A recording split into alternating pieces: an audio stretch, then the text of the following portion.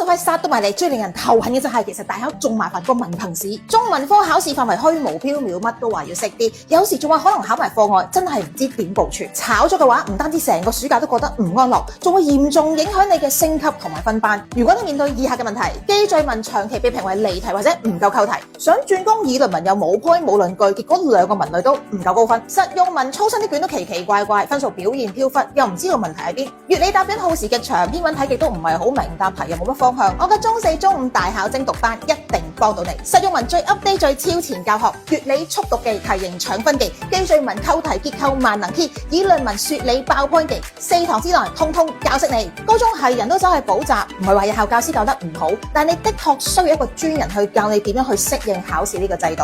睇翻我嘅門生嘅好評同埋影片都會知道，我教嘅嘢係幾咁即食又易入口。時間不等人，快啲撳我個包拎或者附近嘅連結報名留位啦！期待喺課堂上面見到你哋。